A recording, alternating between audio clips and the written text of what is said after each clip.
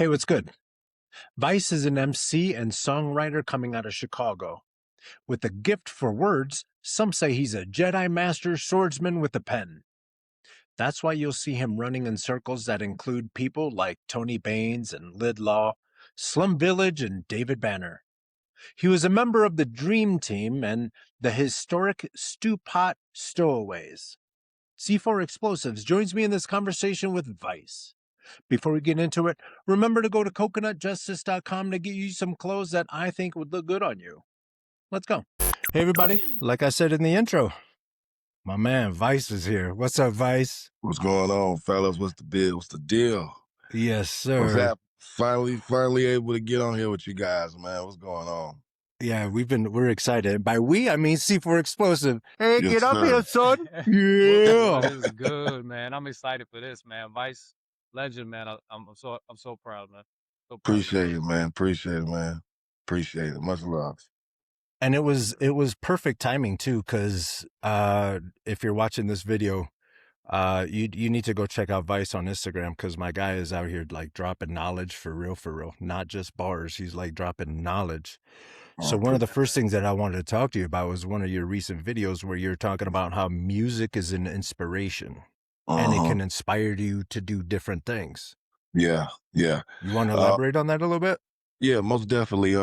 Recently you had the song by the Young Miami girl who it caused a rift because a lot of people were tripping about the lyrics, and you had certain people that were saying, well, lyrics can't make you do anything, and these type of songs can control your mind and make you do something. And I'm trying to explain to people that since the beginning of time, music has been used to communicate.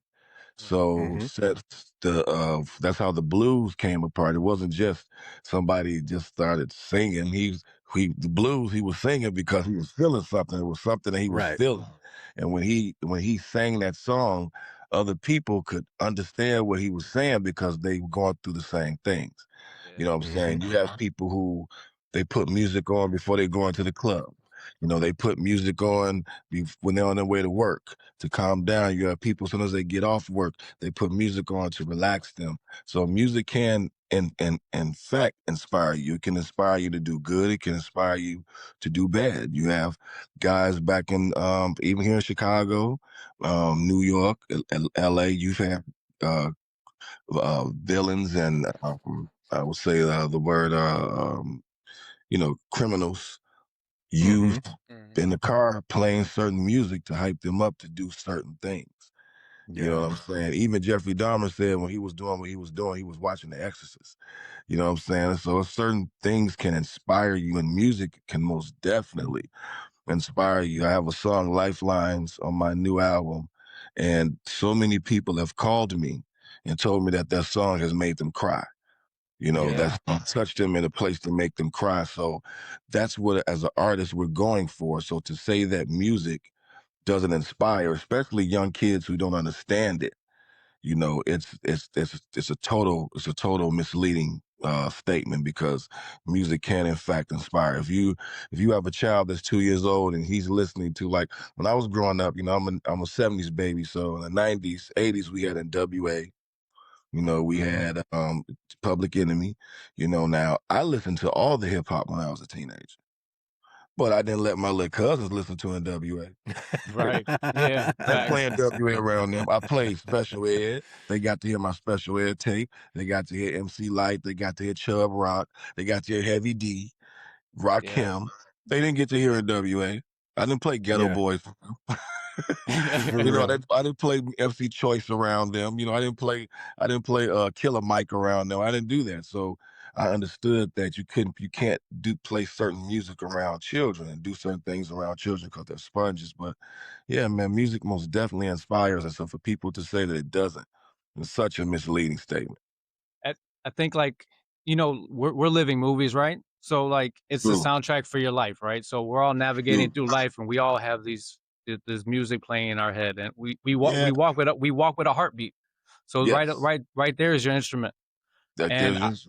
I just had this conversation, Carlos and I, about this video that Graf put out with 38 Special, right? And the video is called Rock Paper Scissors. Yes, and yes. and the video he's putting a gun to his head. And I got a lot of flack because I commented, I was like, the last thing I want to see is some kids imitating what they see, and they're on the front page of the paper because they shot themselves Right. on some Tide Pod challenge shit. And I got a lot of heat, man. Yeah. And it's like, well, don't listen to it. Well, why you have it? As artists, we got to be responsible. We're on a platform whether we like it or not. Exactly. And I know when I make music, if my kids can't listen to it, or my grandparents can't listen to it, I probably won't make it.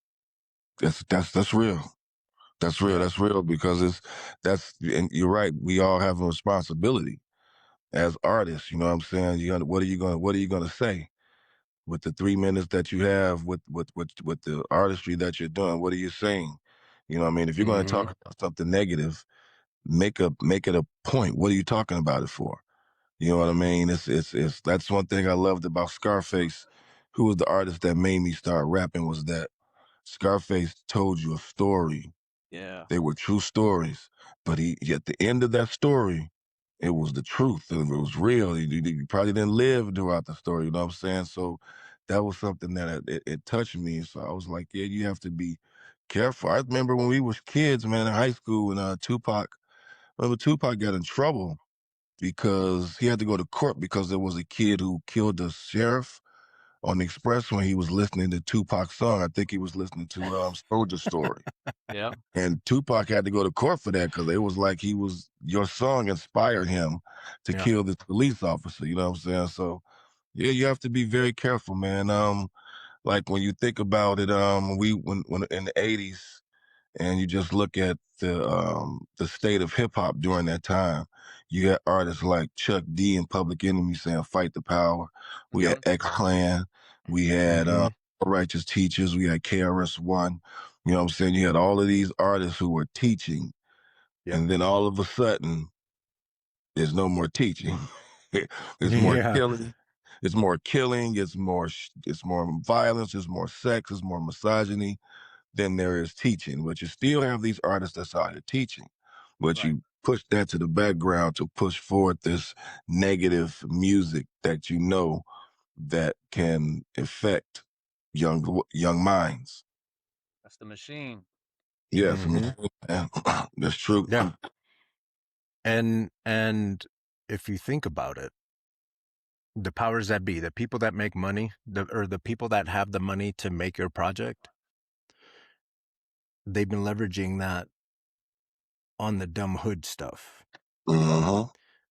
Because, like you said, in the 70s and 80s, it was about learning about what was happening. Even NWA, for as tough as it was to listen, they were telling you what was happening in the hood, and they were coming up with solutions. And everybody was like, yeah, that's happening in my hood too. And everyone looked at it. And then all of a sudden, like when we were preaching and we were teaching and we were showing what was happening in our neighborhoods, then all of a sudden the folks with the money were like, hey, we can't have these folks like collaborating and getting together. Yeah. Because that threatens their power. That threatens what gets made. They don't want folks to listen to KRS-One and Public Enemy. No. They want you listening to dumbass booty music, and not that there's not a place. Time and place. Right. Right, man. Yeah, it's the truth. It's most definitely the powers that be. I said in one of my songs, I love watching documentaries, and I look at how things were in the 40s and the 50s and the 60s, especially 20s, 30s, and 40s with racism. Yeah. And then you look at the offspring of those racists and who were born in the 50s, or the 40s, and now they're in the 60s, and they don't think like their parents. So at the end of the 60s, you had Bob Dylan singing about what's blowing in the wind. You had Curtis Mayfield singing about things. You had James Brown saying "Black and I'm Proud." You had Sly and the Family Stone talking about, of togetherness. And then you had what they call hippies. You had these young black kids and young white kids come together and fight against the powers that be. Those were white Black, Mexican, Asian, all type of kids that were screaming. The whole world is watching. The whole world is watching. You know what I'm saying? They don't want that. So when you have that at the end of the 60s of us coming together to fight this war, now here comes this thing called hip hop. Yeah. And at first it's just touched the powers that be don't know that this has touched all hoods. It's in the white neighborhoods, it's in the Mexican neighborhoods, it's in the Puerto Rican neighborhoods, it's in the Asian, you know what I'm saying? They don't understand this. And when they see it, they're like, wait a minute. We gotta stop this This is a again. disruption here. This is a disruption. We can't have them coming together again and speaking and speaking about what's right and what's positive. We can't have that. So now you take the KRS Ones and the Chuck D's and the X Clans, you take them off the radio and you put on music that has nothing to do with hip hop. You know, you put on all this stuff that's terrible music. You know what I'm saying? It's brain control, it's a mind control thing, man. It's a virus, it's very deep. And if you fast forward it to now, like they realize that with the internet we can get these messages out. So because they have the money and they got all the chips on the table, right? So they have all the control over the internet. So then they're like, okay, let's accelerate as much as we can and grab all the money that we can, suppress everybody that we can that doesn't sit at our table, and we'll push out the music that won't benefit anybody, right? So now we have these platforms like this, we have musicians like yourself, and we have an opportunity and an obligation to teach, because we are the OGs. We earn these gray hairs, right? Hell yeah, we did.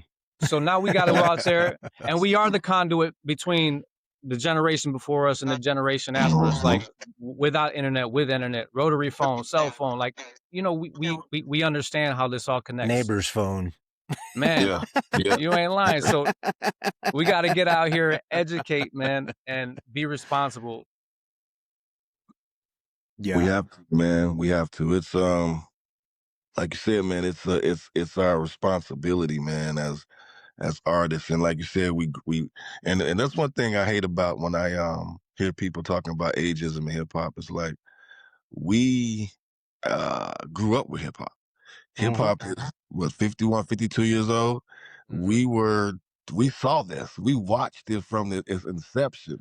Yeah. So it's like we know all the ins and outs, all the tricks of the trade. So it's like we know, you know what I'm saying, the when you get your best point across, man, is when you're painting a picture and helping out the culture. You know, and a lot of it is not helping it's not helping the culture because we've allowed the wrong people to get involved in it.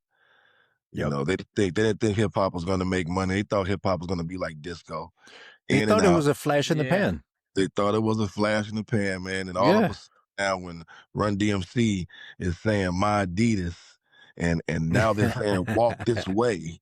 You know what I'm saying? And then you have and they're reaching those audiences, the Aerosmith audiences, right? They're reaching the Aerosmith audiences. And then you drop the Beastie Boys. Come on. Now you have the little white kid saying, what's this? What's this music right here?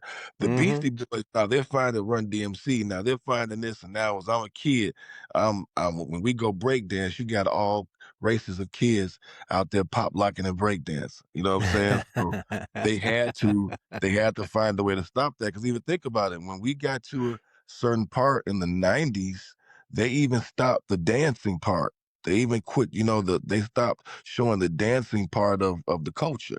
The breakdancing because the last breakdancing Olympics that could have been a lot better, but because so much better, but because we dropped the ball, it's like, man, a lot of things we allowed them to take away from us, we didn't pick back up on our own, which is terrible. And breakdancing and pop locking was one of them, I feel. And graffiti. Vice, back up a little bit, because I only see like your chin and your nose. Okay. Tilt the camera up a little bit too. I just want people to know who to look for on the album cover. All right, cool. There he is. Yeah, I did get close. My bad.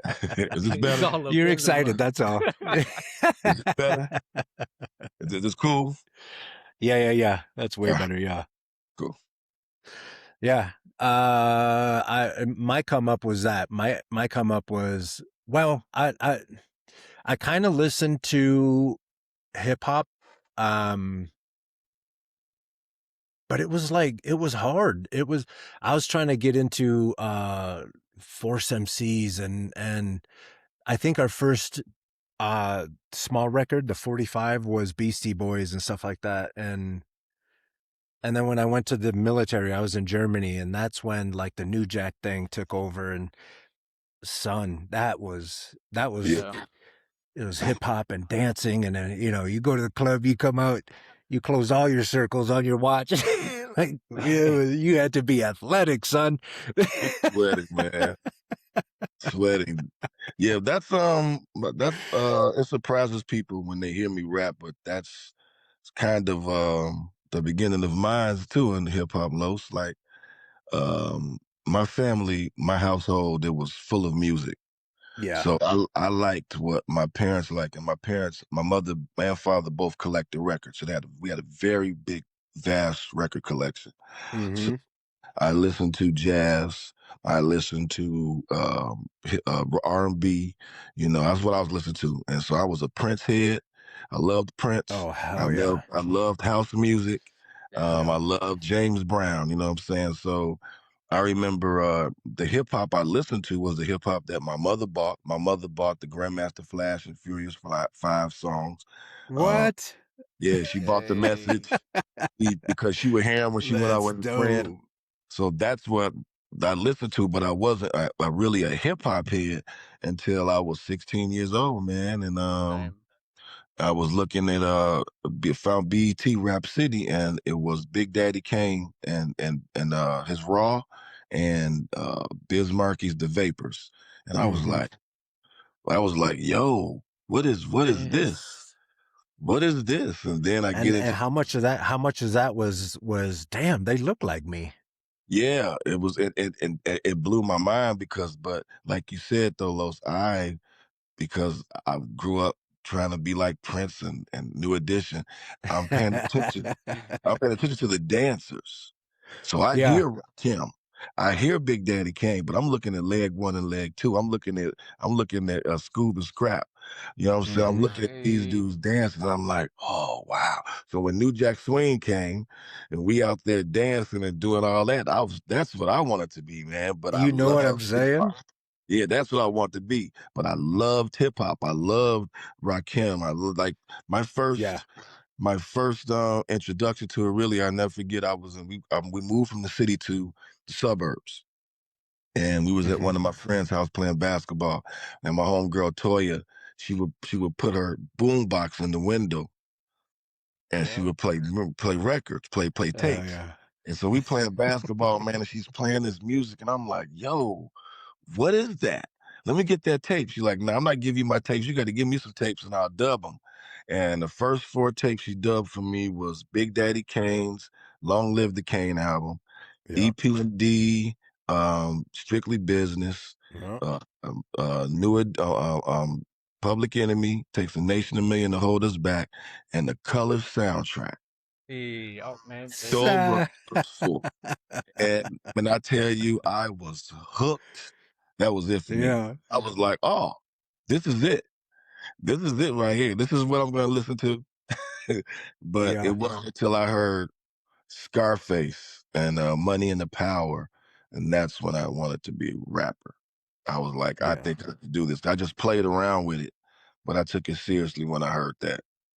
I think one of the most How important I was gonna say I think one of the most important things as like I guess an eclectic MC, right? An MC that's actually, got some salt to him, you know what I'm saying? Mhm. Is someone that grew up on listening to everything. I grew Yeah. up like I grew up on my mom, she was white, so I listened to country music, but then she pulled out the records and she was in the disco, Earth, Wind and Fire, she threw all the way back, Marvin Gaye, like it was like it was like my ears of like just like was like, what is this? And Right. then, you know, as an I was born in '80, so not till '92, I think it was Digital Underground Sex Packets. My homie handed it Yeah. to me. He was like, Bro. "Yo, check this out." I'm like, Yeah. I didn't give him the CD back, man. I was waiting for graduation because I was like, "Bro, you can't get this back, homie. Yeah. I don't know where to get this." I didn't know, and I Right. didn't know. I grew up in Lincoln Square, but at the time, that's you know, that's what it was not what I was listening to until that happened, and then Mhm. everything happened, and then the storytellers. You know, you hear Slick Rick, you hear Slick Rick is Scarface. You guys hear these people penning movies. I'm like, Yeah, man, man. this yeah. painting portraits in their verses. I'm like, this is how you Painting do it. movies. Yeah, man. And that's I was the same way. My parents listened to everything. And then my uncle Jack Rabbit was a DJ. So I'm getting introduced Oh, to hell yeah. Gino Vanelli, Chicago, Earth, Wind Yeah. and Fire, you know, Oh, Loggins and I forgot the guy named Loggins and War, everything, man. Yeah. Cool in the Gang. Like this is yeah. what I grew up on. And then my parents bought me a record player. So I'm a little kid playing records at the house. You Then we gotta go practice scratching. Man, we go to my auntie's house on the west side while they're playing cards. I get the DJ and play the records for them. So it was like I was really I was one of those guys that was just submerged in music, man. So yeah. everybody knew I was gonna do something with music. So it was like yeah, man, hip hop just grabbed me. Yeah. You know, grabbed me, and it was something I could do. Like I said, I wanted to be Prince, I wanted to be Ralph Tramsley, but I couldn't sing. You Right. know, It's a That's good thing you but couldn't sing too, man, couldn't because sing, we'd be but missing out, bro. I could write poetry, and I when I learned this rap thing, I was like, I can do this. And my yeah. friends, like we would started like it started for me in high school. We would just play around to write battles in Mm-hmm. between to do them in between class. So we got 5 minutes to get to class. We're gonna see each other, do our little battle, and see who won and go back to class. And I was the one that was winning, and everybody was like, "Man, you really good at it." And I was just playing. So I said, Yeah. let me start writing raps, man, for real. And I would start this. I started freestyling because I was a lot of my songs I freestyle because I didn't remember my lyrics. So I would just start freestyling, and my friends were like, "Man, you're really good at this. Yeah. You should really stick with this." And that that kept me going until I went to college at Jackson State and met a bunch of rappers just like me. And it grew from there. Grew from there. What'd you go to Jackson State for? First journalism. I Oh wanted to shit. be, yeah, I wanted to do something in the news, something writing, newspapers, Yeah. something that I wanted to do something writing. Yeah. And I went the first year and didn't do what I was supposed to do. I had to leave, I had to come home, back. Then not only was I doing the rapping, I was modeling. I was modeling too. So I went Oh, to sweet. Jackson State and joined the modeling squad, and I'm doing the hip hop dancing. So I'm this popular dude that's not studying, and I got to come home and go to South Suburban Community College to bring my GPA up. And then that's when I went back. But when I came here, when I came back here, that's when I really, really got serious with the hip hop. And that was in like 92 when I Yeah. really got serious, and we started trying to make beats and going to the studio with it. And so when I went back to Jackson State in 93, that's when I met a group of artists who was calling themselves the Stowaways. And they heard me rapping on this hill. I was on this hill, and they had a little cipher, and I went up in the cipher and just spit. And they was like, oh, because my nickname is Chico. They was like, oh, Chico the model can rap. Chico the model can rap. So this rapper, this guy Kamikaze, he asked me to come to another rapper's house the next day. They were gonna meet up. And that's when I went over there and met all these different rappers. And I didn't, they knew me as Chico, but they didn't know I rap. And so that night they took me over to David Banner's house because David Banner Oh, Oh cool. was snap. he's from Jackson, Mississippi, and he was part of the Stew Pot. And they was Yeah. like, yeah, you got to meet this dude, David Banner. So I go over to Banner's crib. He's doing beats. I have my tape with me. I remember I told you my parents collected Dusties. They collected records. So as I get older and I'm falling in love with hip hop, my dad, being the type of guy he is, he's listening to these songs. He's like, "Oh man, that ain't nothing but they sampled this song from that person. Yeah, You yeah, yeah. They sampled that song downstairs.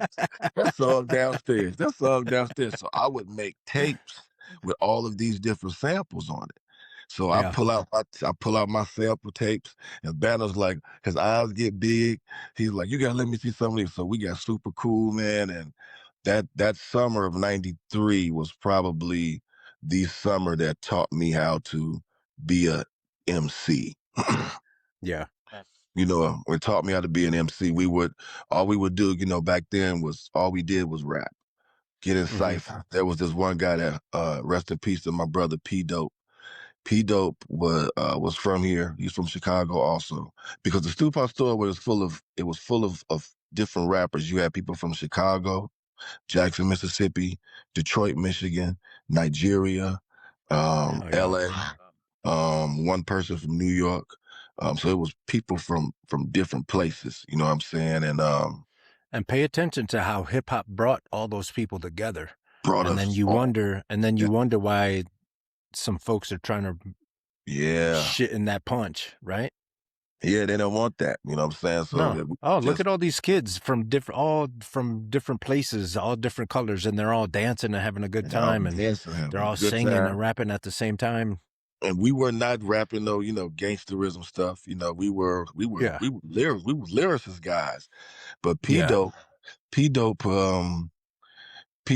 I knew him in high school because he was always better than me in everything. It was crazy. And we had to battle dance, and I was one of the best dancers out in the south suburbs. I would always have to battle him, and I would lose.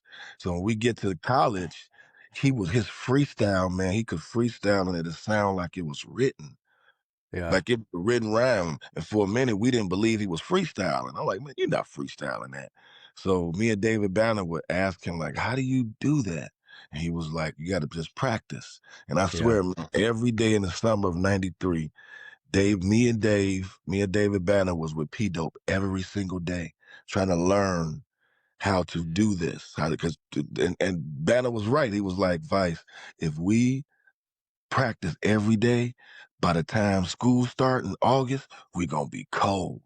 And that's exactly what we did, man. So it was like, I would go on stage and freestyle. I wouldn't even spit my lyrics. It would just be freestyle, you know? So yeah, man, that taught me how to be an MC, man. It taught me how to, I would say, yeah, be an MC. And it got me ready for coming to Chicago because I needed that.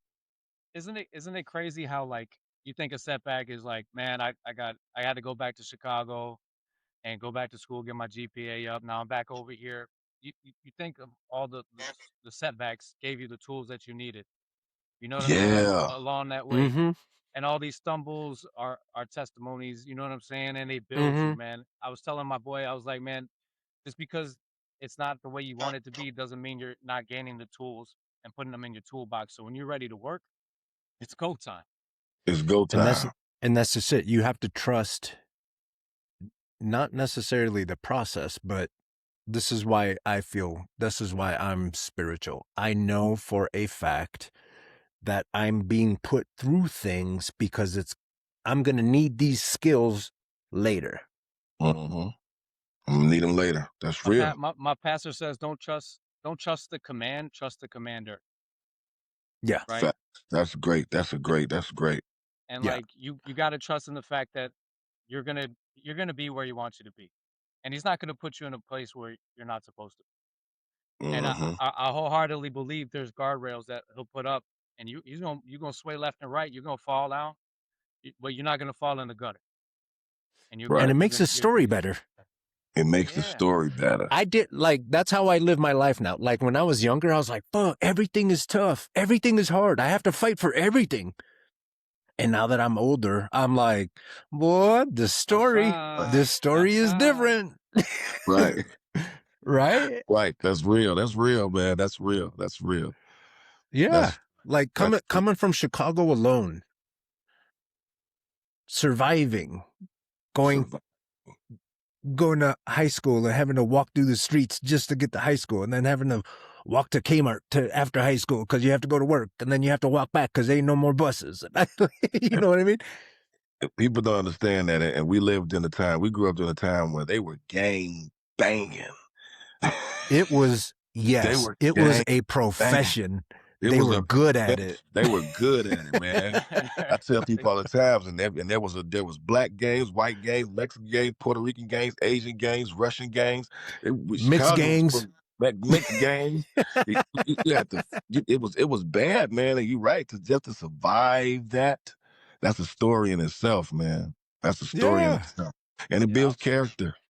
It builds Yeah. character. If you learn from those setbacks, and you know what I'm saying, because I did, you know, I went when I had to come back home, I learned from it, but I also went deeper into the hip hop hole, and Mhm. it was on after that, man. We opening up for people, and it's like, oh yeah, we dropped the single. I'm like, oh yeah, I made it. This is it right here. Talk to me about that. Talk to me about your first studio day and then the first time you were up on stage. Wow. Okay. So the first studio day, I believe, yeah, man, the first studio day was, How that amped were was, you? man, I was super amped. I was super amped. This was it in Chicago or was it here? Was it in Chicago or was it in Jackson, Mississippi? I'm trying to think. Um, but I Like remember getting us booty being for the first time. supercharged. Yeah, I Yeah. remember being supercharged. But my first show, we opened up as a group. The Stowaways opened up for Mint Condition.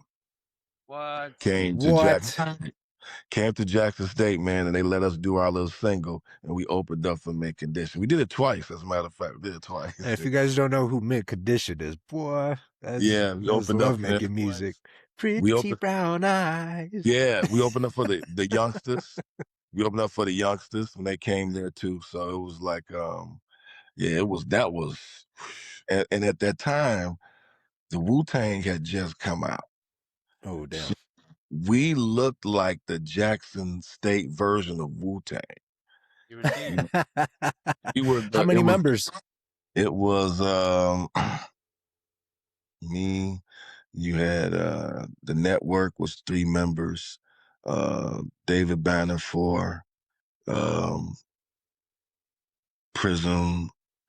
It was about 10, 11 of us. Prism as in Damn. Puerto Rican Prism?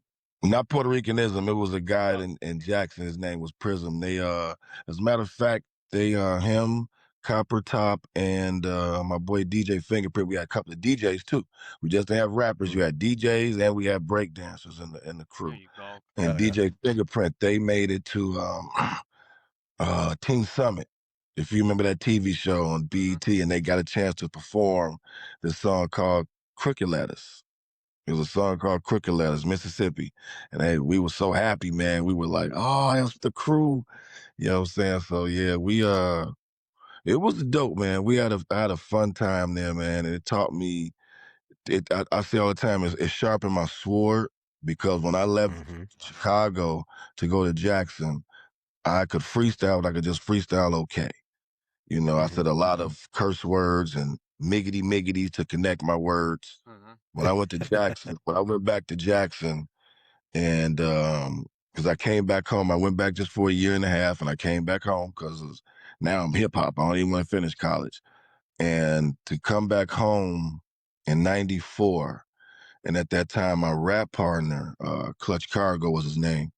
He was still in Chicago, so he would let me hear all this stuff, and he let me hear this tape. This is me coming back from Jackson. You know, I haven't heard about the Chicago hip hop scene. I just know about what I hear on Mm-hmm. Saturday night, the hip hop show that they would a disco mic they would play on.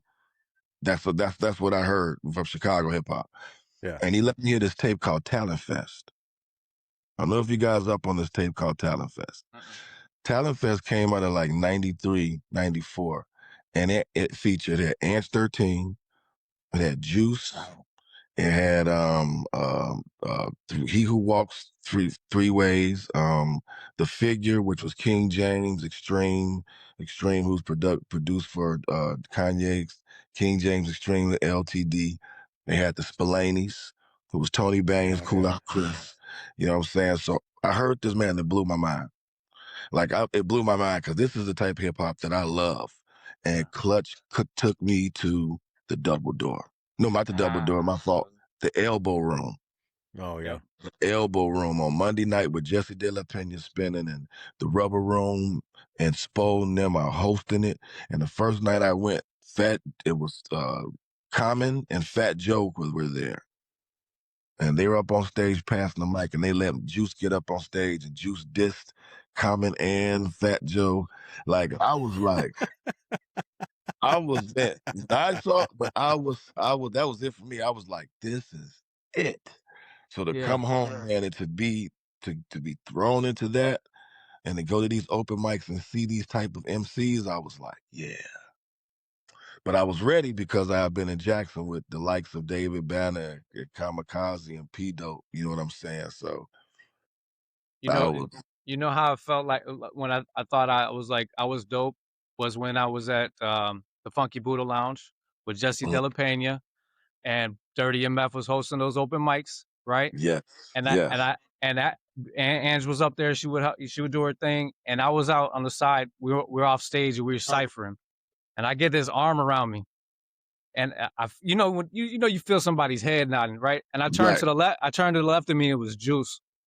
Oh. And we were just freestyling for man. It felt like forever. You know what I'm saying? It just felt like you were in that moment, and everything was a punchline. But like, man. Yeah.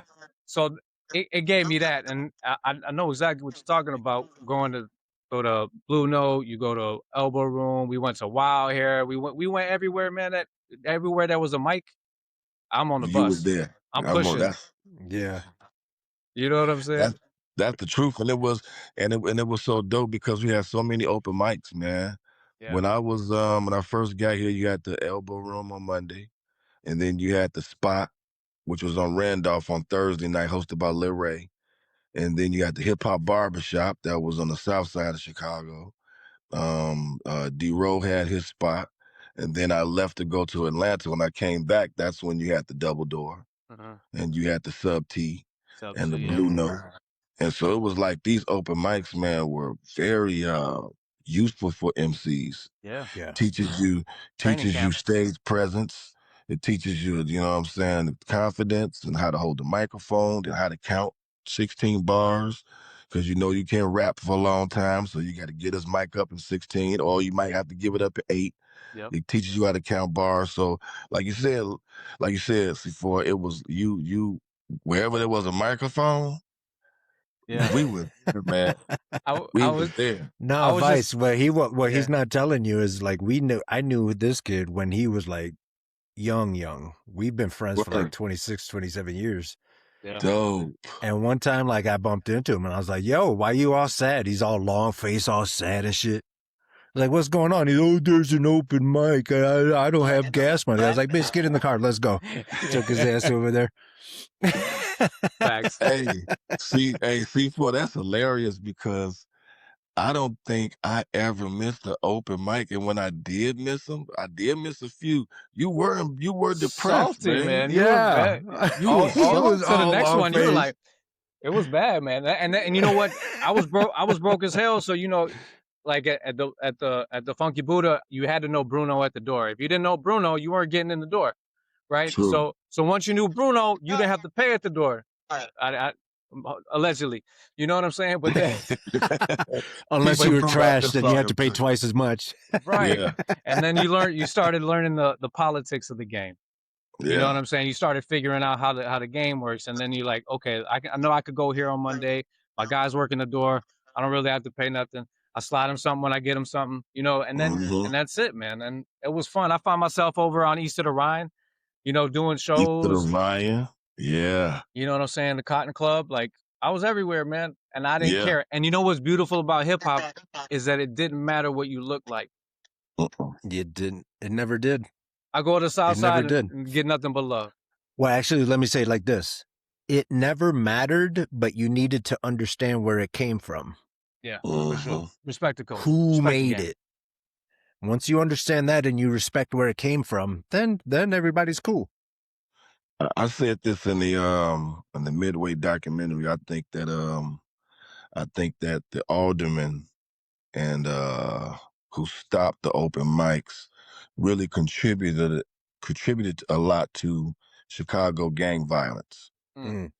Because when we were going to those open mics, there were so many different gangs underneath that roof. Yeah. But you were connected by hip hop. Yes. Yeah. So because I'm a four corner hustler, I can go kick it where the Latin disciples are, that my boy live over in that neighborhood because he's hip hop. And I dress like him. So when I come in the neighborhood, they like, oh, he cool. He's just going to see Cefore. He ain't no gangbanging dude. And now I'm in your neighborhood kicking it with your guys, and nobody's messing with us because we're the rappers. Yeah. You know what I'm saying? We the rappers. We didn't dress like the gangbangers, so we were rapping as like, I was able to go to so many different hoods, man, where if I just went regularly, I might have been killed or robbed. 100%. But hip hop, you being friends with people that's in different gangs in different areas of the city, and when they stopped that open mics, it would have been great to have those open mics when drill was going on, because it probably wouldn't have been so much violence. Yeah. You know, when there's no open mic and they just have nothing to go and nowhere to go and there's nothing to do, I think that really contributed a lot to that, man. I think that really messed it up because that helped us. So Yeah. as much as music inspires, without those outlets, it takes that inspiration away. You know what I'm saying?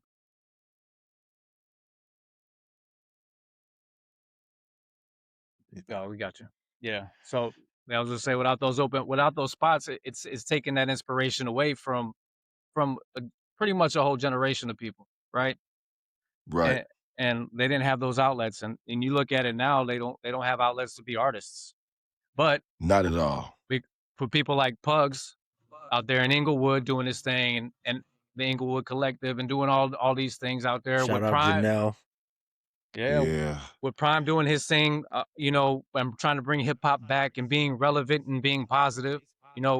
Yeah, you were just talking about an alderman that cut out all the freestyle open mics and stuff like that. Now we got a rapper as an alderman. Now what? That's crazy. That's crazy. In that area too. Yep. Yeah. In that area. Can you guys hear me now? Yeah. Okay, yeah, because now it just came through in my headphones. I don't know. I forgot to put. Somebody called me. I forgot to put it on Do Not Disturb. My fault. Damn. Yeah, okay. But that's true, man. We have an alderman, and now he's rapping again. You see that he's Prism is back rapping again. And I'm not gonna say it's because I called him out or anything. I won't say.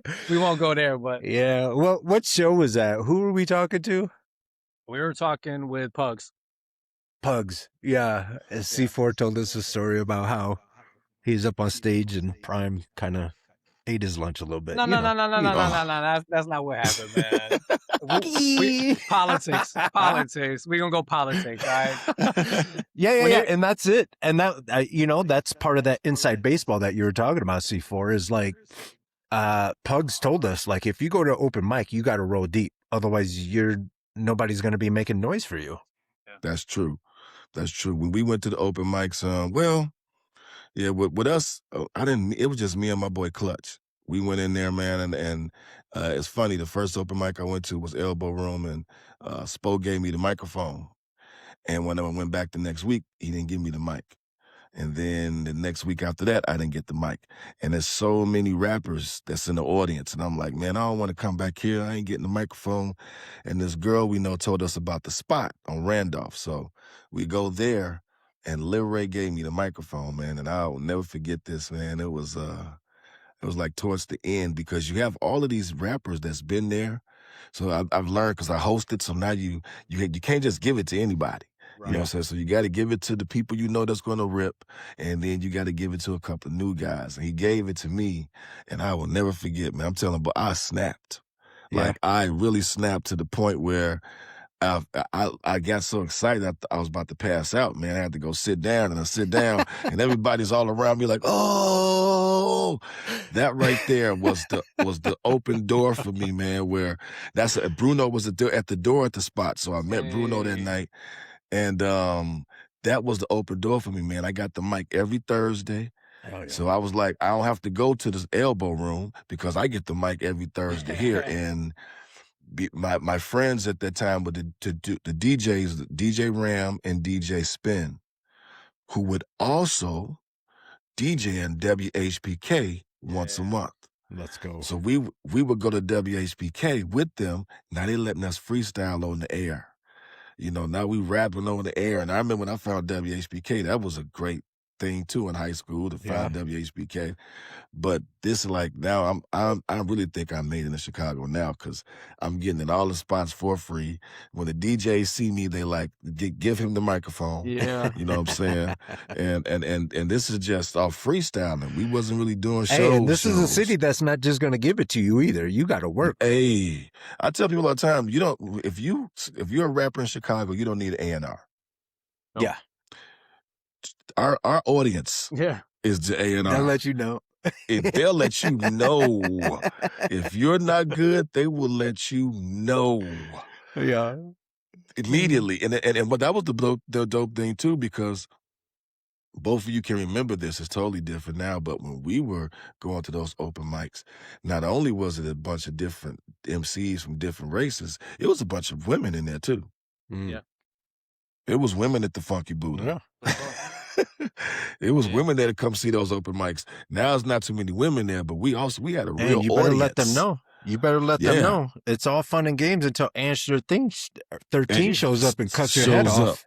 Man, I remember you ain't lying. Ange comes through. You got back then you had Ange, you had App G, my girl.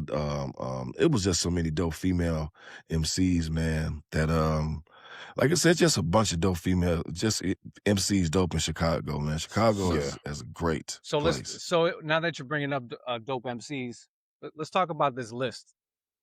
Oh yeah, because everybody's ruffled. You know how it goes. You know what's you out here ruffling feathers. You know what's crazy? I didn't even in my mind. I didn't even think of it doing that because there's so many lists that come out. You know, I'm on some and I'm not on some, and it's cool, you know, but I just felt like, because I've been coming, I moved from Chicago in 2014. I was doing, as you know, I worked with Slum before that. We'll talk about that, but I was come back home in 2014, so I was doing A&R work. I was sitting in the background of hip-hop. So I'm coming back and forth to Chicago, and I'm hearing these Fillmore Greens. I'm hearing, because Rashid Hadi is like my little brother. He went to Jackson State. So he's letting me hear this rapper, Fillmore Green. I'm like, okay. I'm hearing these Sinatra, these rappers. This is in 2014.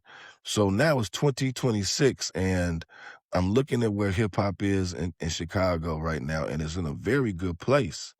And I just started writing down these names. And there was a lot of names that I forgot, that I forgot. I had to put them in. Yeah. But it touched me to say, from the 30 plus people that I put on that list and the OGs, Chicago could, if a label signed, they could sign at least 50 MCs that could be superstars and that are dope. Yeah, and because they started and are seasoned here. You know, season here. And there's a lot of people that say, man, I don't know. I'm not on the list. Okay. And I go to your page, and I'm not tripping on follows because with my resume, it's crazy that I only have 3,600 followers on Instagram.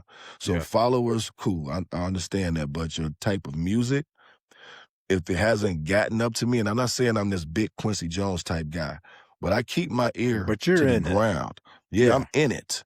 I'm in it, man. So I'm listening to what's going on, and whatever it is, I'm going to listen to it. If somebody tell me it's dope, I'm going to listen to it. And I listen to all genres of this hip hop, even the drill. I'm listening. If it's whack, I'm gonna turn it off, but I'm gonna listen to it. Give it a shot. You know what I'm saying? So that list was just me giving, telling those MCs, I see you. Is there anybody that isn't on the list that you thought about afterwards that should have been on the list? Yeah, man. Tyree Hakeem, his brother Golden Child, Backwoods Jones, Nicholas Kane. I forgot my guy D2G. Was a couple of guys that I forgot to put on there. Cefore Explosives. You know what I'm saying? OG Lows. It was a couple of guys that I forgot to put on because I was just at first it was 20. It was 20. And then as I put it on Facebook, I'm like, oh, I forgot this person. It was 25. And then it became 30. And Easy O'Hare was like, before it's over with, Vice, it's gonna be 80 on here. I was like, nah. I said, I'm gonna stop it because this isn't a free-for-all. It's really those people that are making noise. And if they're making enough noise where I can see it, then they're making some noise. And I just wanted to introduce them to my people, you know? Yeah. I would add an OG that's still doing things. He's actually just doing a movie. Yeah, just put out a movie actually. Is Young Buck. Mm-hmm. Buck from Psychodrama. Buck is cool. Yeah, Buck. I did put Buck on the. I put him on the OG list. I had to read on my Facebook. I put him on there and Scooter Chose. I put both of them on there because Buck is and Direct. They're still killing, man. Right. They still. Buck is just, you know. That's let me that tell you something delivery, about man. Buck. That delivery is so cold, dog. To me, Buck is our Andre 3000. Mm. He's Chicago's Andre 3000. His delivery with his voice, like Guru said, is dose of the voice, man. That dude is cold, man. Him and Chalet Tuna, man. Tuna Fish. I just saw Charlie Tuna. Did you? Yeah, he was at Shadow's birthday party. This Sunday, he was with Ants 13. Shadow had a birthday party. You talk about from the from J5. J5, yeah, Jurassic 5. Yeah, he was just at Shadow's birthday party. He's cold too, man. Those two voices right there, man, like that's it, man. You put them on the joint. Man. Super cold, man. So yeah, that list get people mad, but I wasn't trying to make nobody mad. And this was crazy. I like the fact that I did it now because I'm meeting and learning about so many other rappers from Chicago. You know, like it was one guy that came on there on the list. Someone tagged his name. And he was like, no, this must be some favoritism or some shit like that. And I was like, no, it's not. If I just haven't heard of your music, quite like you've probably never heard of my music. So I said, I'm going to check you out. So I went to his page, and he was a drill rapper, but he was cool. He said some nice little clever shit. And I put it on his page, like, I heard that line. And he was like, oh, OG, you good with me. I just love the fact to get respect for my pen. So, you know, he wasn't mad. It was like, and I said, the next list I make, I'm going to keep my attention on you. So the next list I make, you will be on the list now. And it's not that my list is a go-to, which is so surprised. I didn't know that, but then. But still, it is a shortcut though. It is, yeah, and I put that together when people started getting mad. And people was hitting me up like, well, Vice, that mean your what you say means something. And I was like, okay. And then people started getting mad, and I said to myself, yeah, people forget who the fuck I am. I can make a goddamn list. This is my list. Did y'all forget what I've done and who I've worked with? I can do this, goddamn it. Shit, don't play with me, because I've worked with some who in Chicago has done what I've done other than Common. So it's like, I can do that. They haven't worked with Slum Village and been on Jay Dilla songs. Like, come on, man. So how'd that Slum Village thing come out? How'd that happen?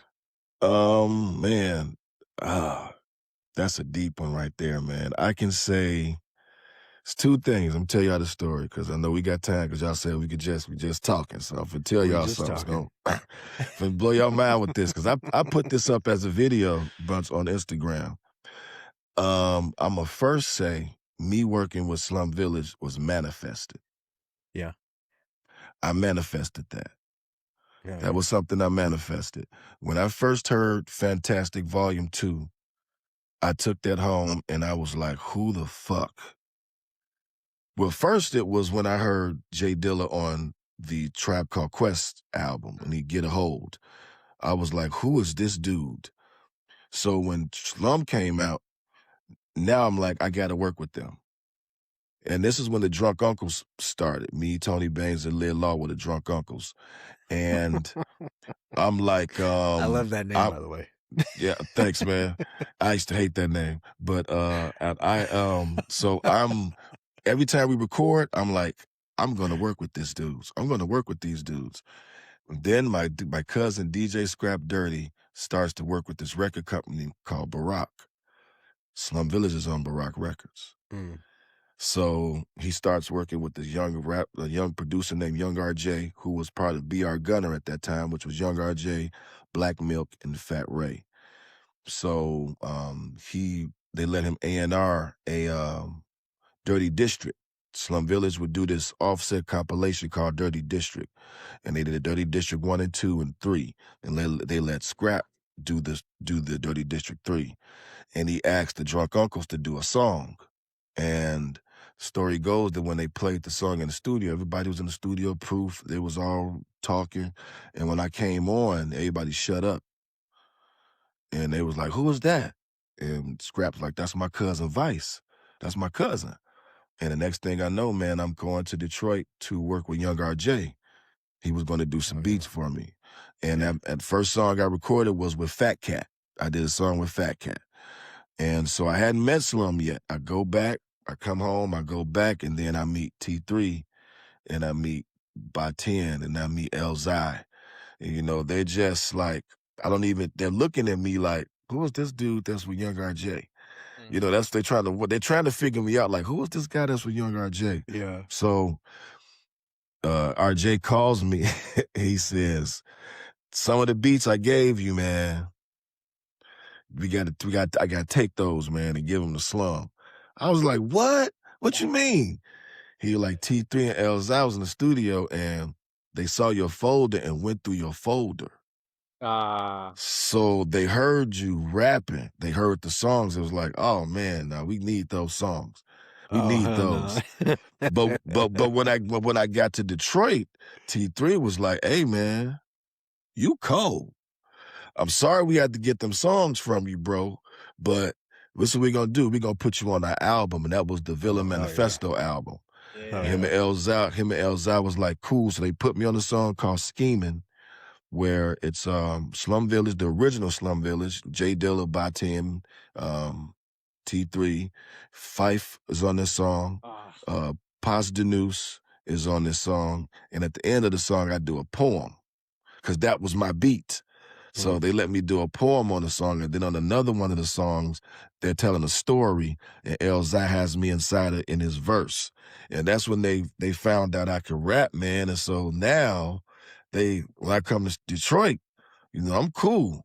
I'm one of the guys, and I'm cool. I'm with them now, and I'm working with Young RJ, and it's like, and my cousin Scrap was there, and they just embraced me, man. So, like I said, I got to meet Proof. I got to meet what's my guy name?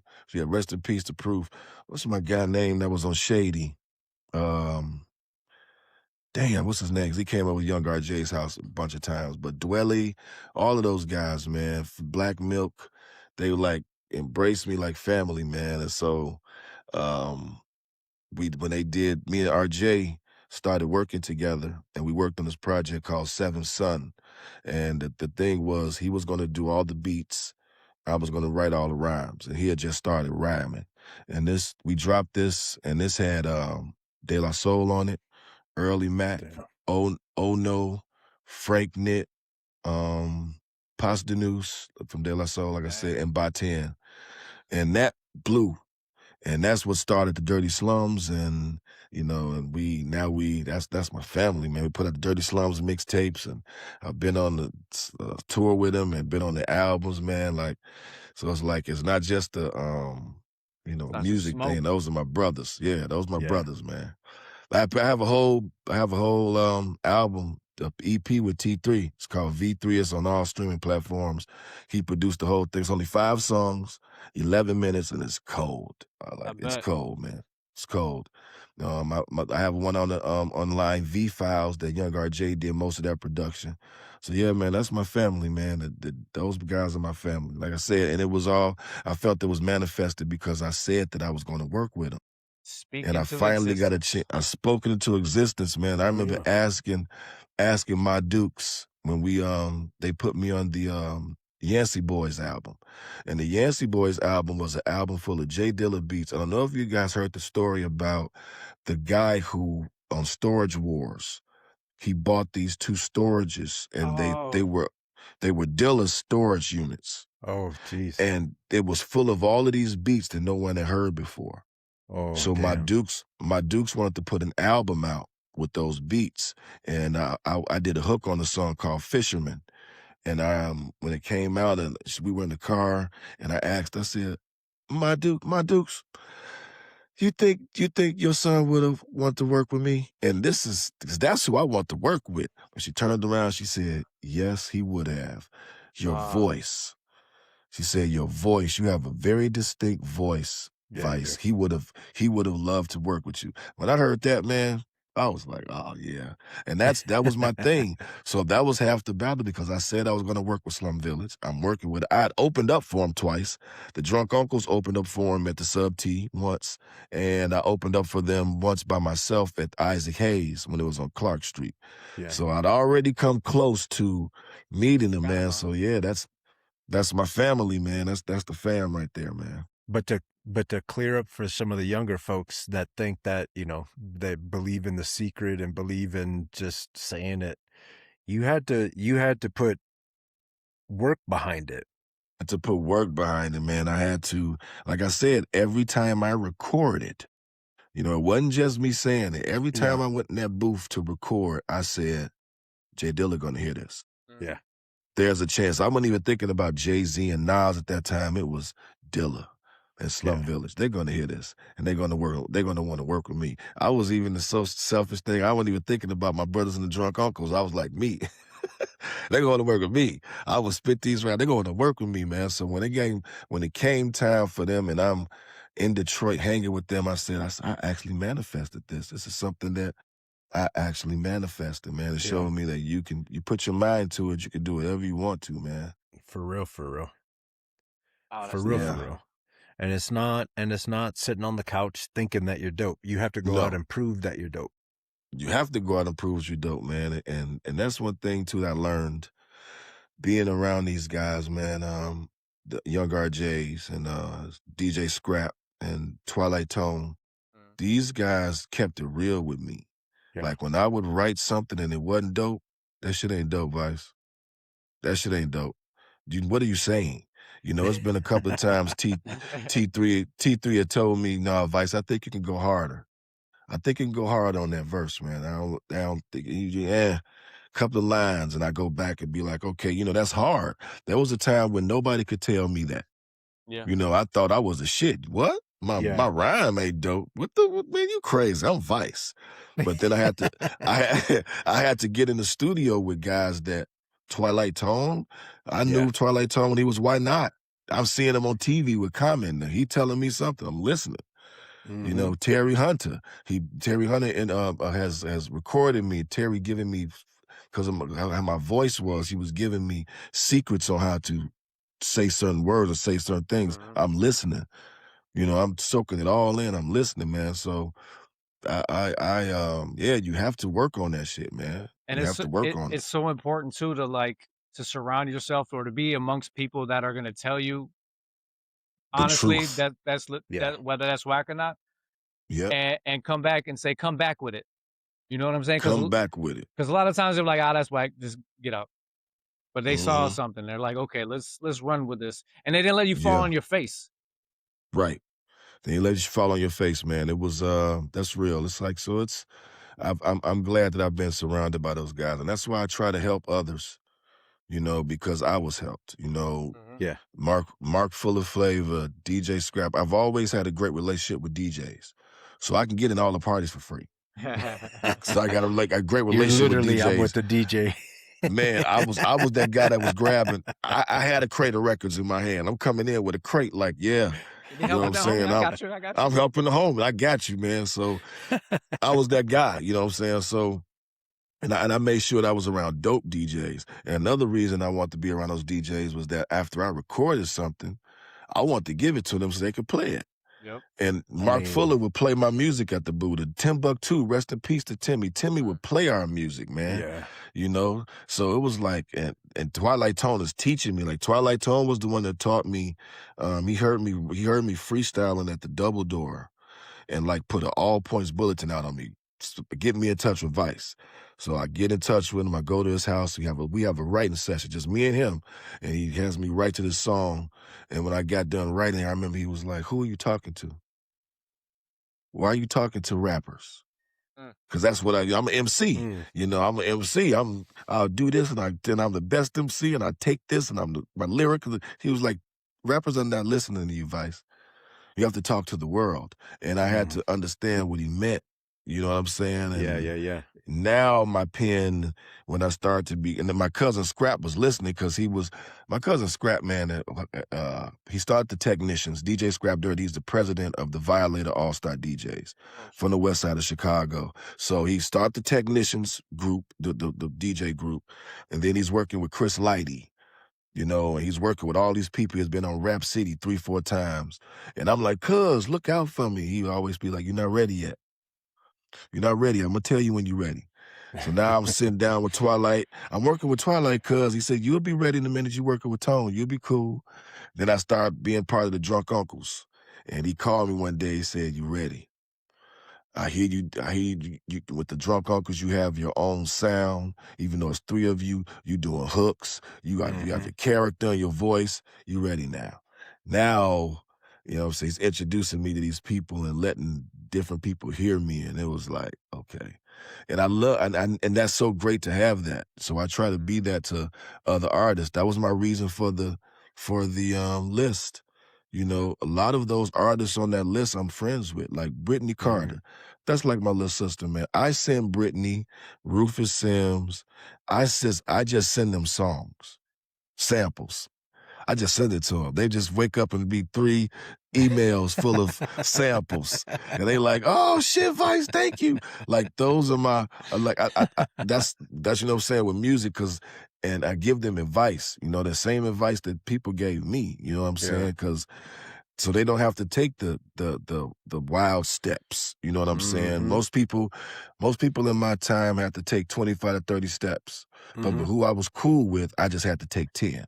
Yeah. And I try to bring my friends in and help them with that same way.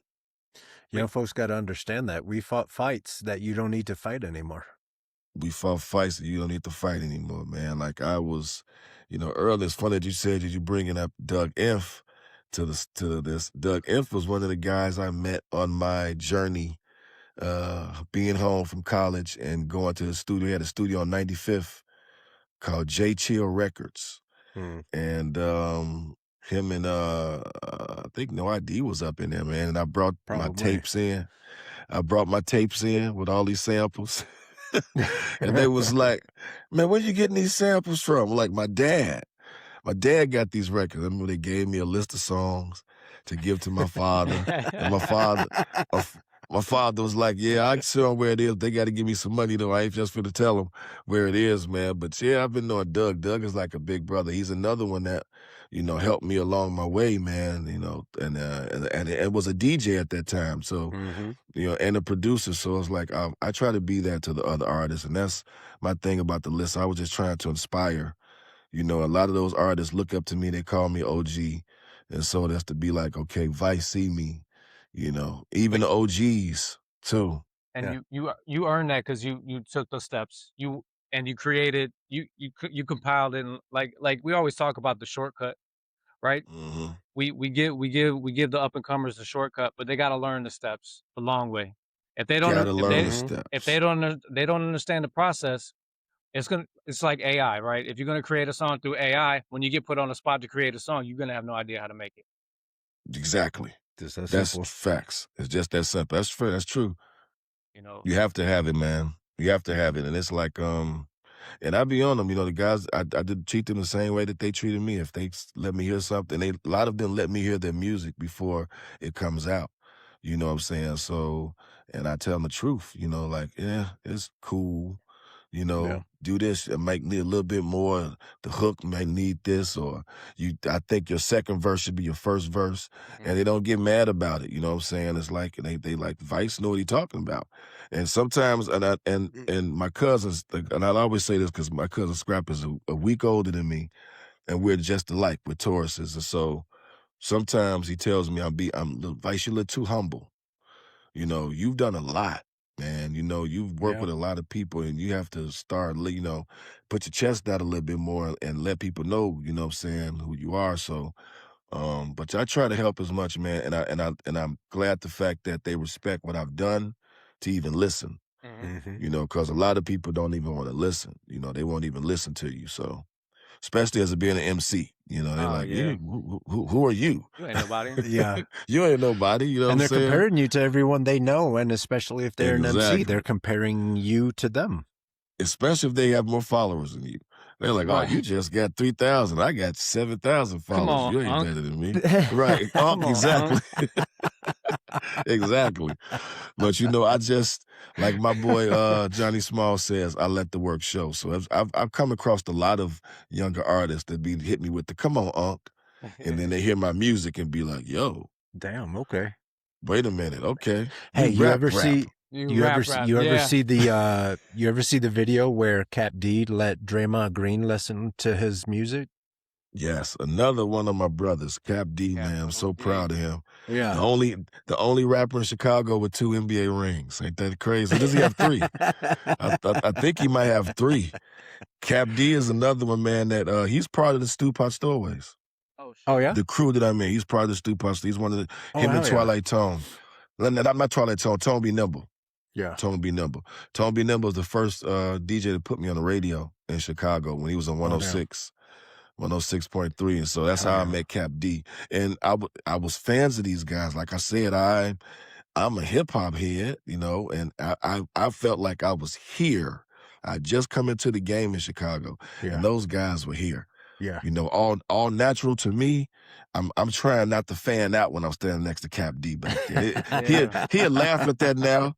He'll laugh at that now. But Cap D, Tony Baines, Cool Out Chris, Edge 13, I was fans because I heard their music first. And so the fact that when I first came around them, none of them know how nervous I was. I was like, that's Edge 13. You know what I'm saying? Wait a minute, that's Juice. That's the dude Juice. Wait a minute. Because you didn't know hip-hop was so new. We didn't know if anybody was going to blow up and be a superstar. Yeah. You know, you being around these people, you didn't know if Spillane was going to be Rubber Room was going to be the next Black Moon.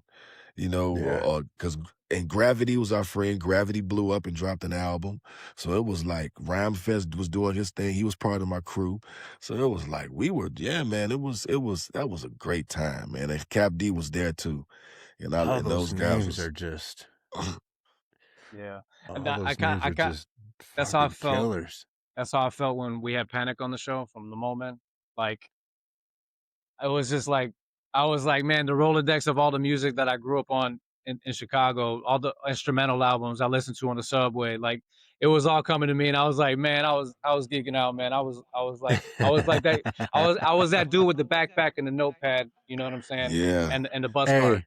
I will co-sign to what he just said. That mug always had a notebook. Hey, you had to have your notebook with you, man. Panic was cool with it was one more guy with the Mo Man, but they were cool with my guy DJ Ram, and that was how I met Dre Prime. That's how I met Vakil.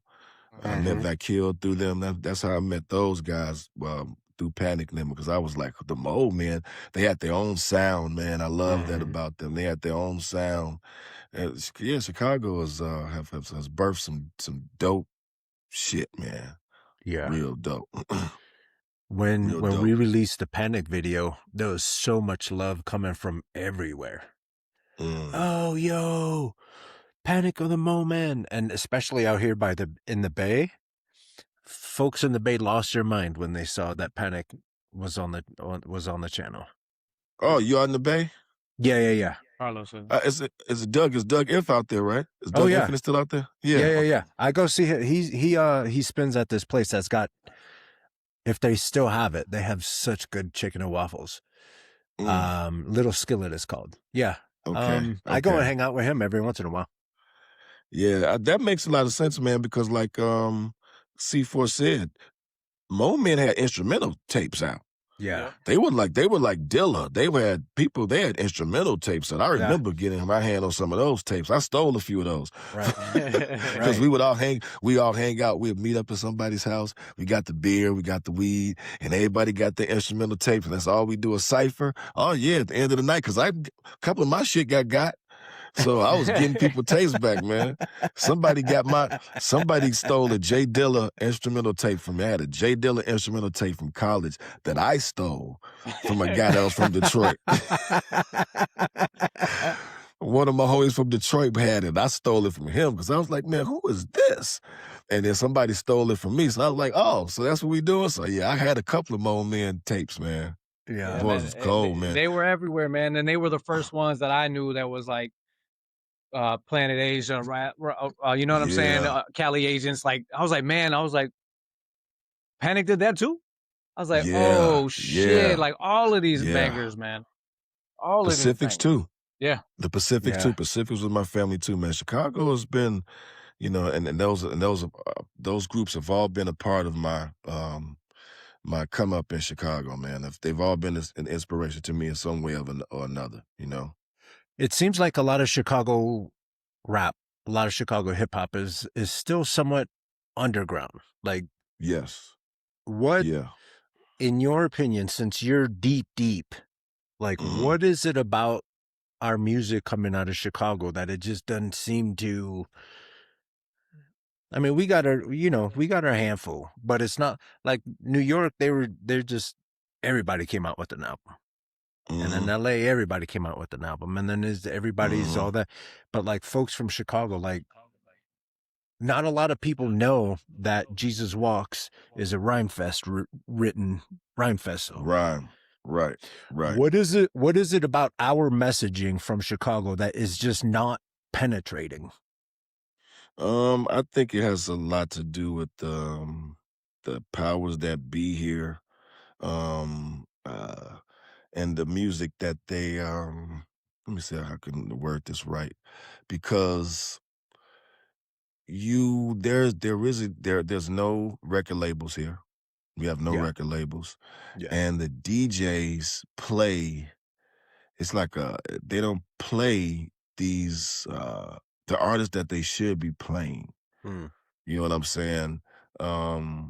We didn't know about Rhyme Fest. We should have heard about Rhyme Fest before Jesus Walks came out.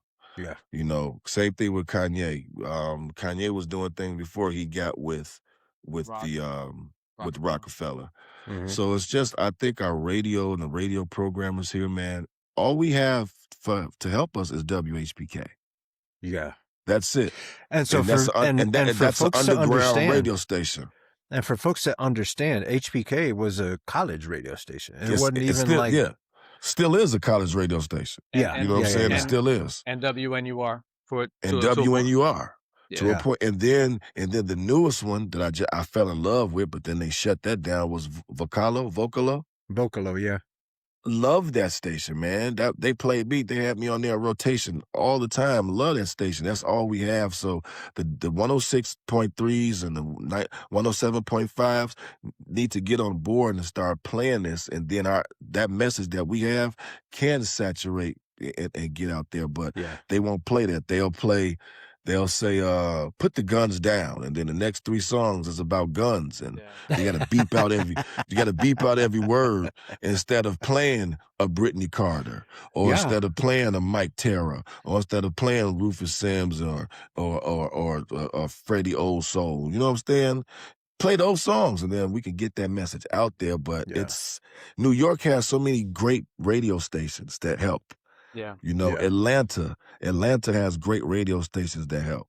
New York, LA, same thing. Yeah. You know, even Texas, they have radio stations that help the artists. Here, all we have is 106 and 106.3 and 107.5, and it's 92.3. Yeah. And they're not going to play what we consider underground, and that's why it's underground. Imagine if Chicago had a wake up show. When we were coming up, you know what I'm saying? Or just now, like if you guys had the wake up show, that would help so many of the 30 artists that I put on that list. They should be on the radio. Yeah, that's who should be on the radio. You know what I'm saying?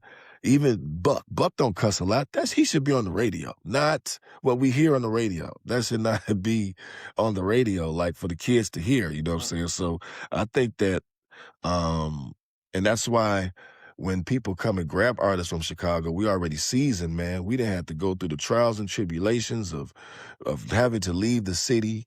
You know, I had to go to Detroit to really get my name out there for them to even and think about playing it, because I'm on the Slum Village record. You know what I'm saying? So it's like we have to. One thing about Chicago has to understand, the radio has to understand, is that they do a lot of following, but Chicago has been the leader of shit that goes on in the hip hop culture for a long time, from the slang, some of the words that they're saying. When No ID produced Resurrection, that changed the sound of hip hop and what they were doing with samples. The sped up samples, that changed that. Then Kanye came in and made that he improved on it and made it perfect. He made that sound perfect. And then even drill music that started here in Chicago. Yeah. You know, we changed, so and everybody's doing drill. They even doing drill in Japan. That started right here in Chicago. So when Chicago understands that we are actually at one of the top of the leaders of this game, and stop being followers, then a lot of our artists, Los, will be like heard on the radio like they're supposed to be heard. You know what I'm saying? And that's what we have to change. That's one thing that has to change here. Yeah. We are the trendsetter. The radio suck. Chicago is a trendsetter. And if we can't we're so in the same token, we're chasing ghosts because we always want to follow the next man, but we are the man that we should be chasing. Right? Exactly. Ain't that crazy? That's crazy. That is the total truth. We are the man that we should be chasing. Like, there's no reason that we shouldn't be when artists come here, we shouldn't be open more. Like when you have certain artists come to the city, those artists that I put on that list should be opening up for them. Yeah. Yeah. That's who should be opening up when they come to the town. That's the pipeline. And they pick up.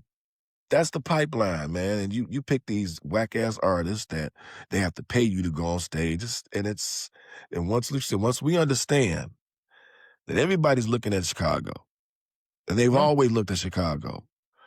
You know what I'm saying? And this is what I've been saying. When the world falls apart, everybody calls someone from Chicago. 2008, the world economy was falling apart. They called Barack. Sure did.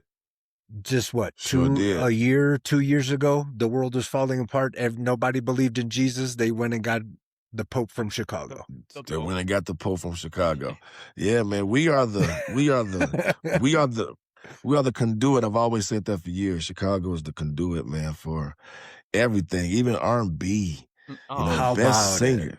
The best singers come from here. Some of the best comedians come from here. Yes. The best food comes from here. Yes, you know what I'm saying? It's because nobody matches. Nobody matches, and nobody's got time. If you're boring rapper, if you a busted ass DJ, if you're just whack. Again, Chicago's a place that they're not just gonna give it to you just because you're from there. No, you have to work for it here, man.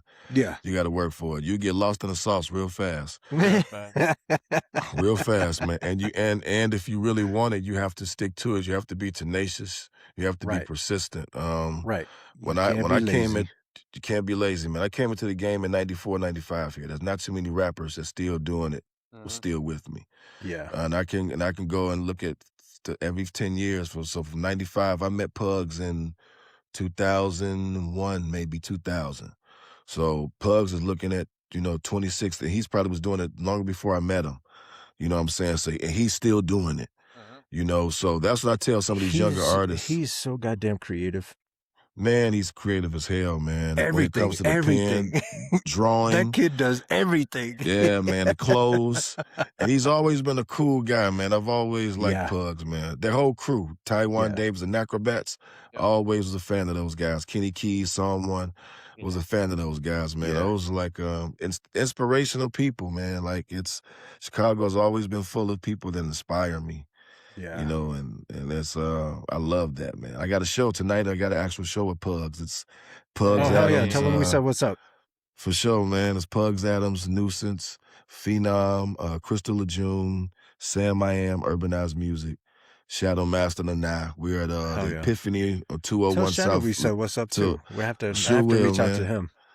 201 South Laughlin, man, for the wrap up of the Chicago Hip Hop Heritage Month. That's what's So, up. Hell yeah. Yeah, and when y'all come back, man, when you come back to Chi and Cefore, have you been to Cefore? Had you been to the Hip Hop Museum yet? Not yet, man. Every time I go to Chicago, it's for the wrong reasons, man. So Unfortunately. where are you at now? Where are you? I'm in Florida right now. Okay, so when you guys come back, because they closed it down.